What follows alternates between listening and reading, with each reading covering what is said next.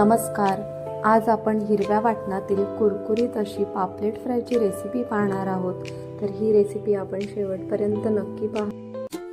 इथे मी 2 मध्यम आकाराचे पापलेट कट करून घेतलेत आणि आता आपण मॅरिनेशनसाठी मसाला तयार करूयात. तर इथे अर्धा चमचा हळद, 2 चमचे लाल मिरची पावडर, 1 चमचा धने जिरे पावडर आणि 1 चमचा गरम मसाला, तसेच 1 चमचा मीठ. हिरव्या वाटण्यासाठी इथे 3-4 लसूण पाकळ्या, 2 इंच आल्याचे तुकडे, तसेच 2-3 मिरच्या आणि मूठभर चिरलेली कोथिंबीर घेऊन वाटून घेऊयात.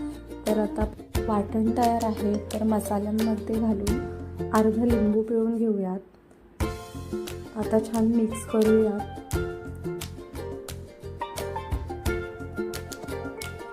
आणि पापलेटला आपण मसाला लावून घेऊयात.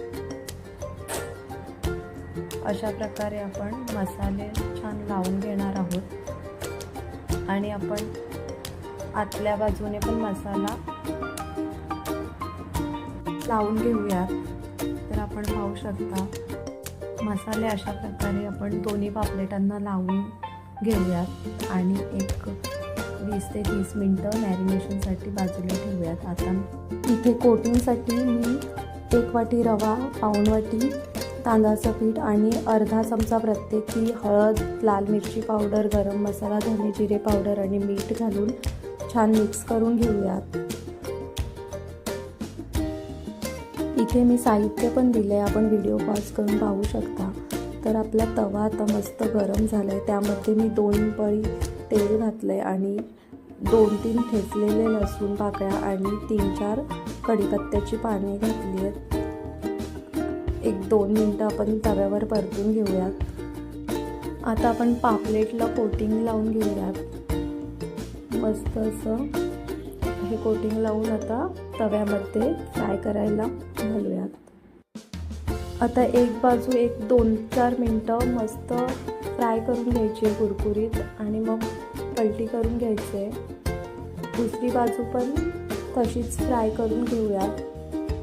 लागल्यास थोडंसं 1 चमचा तेल घालून घेऊयात.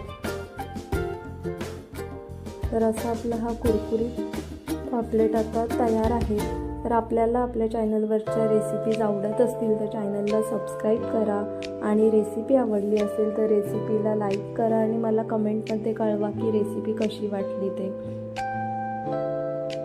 तर आता आपण हा पापलेट फ्राय झाला आहे तर सर्विंग प्लेटमध्ये काढून घेऊयात. अशा प्रकारे मस्त अशा हिरव्या वाटणातील कुरकुरीत पापलेट तयार आहे. थँक्यू.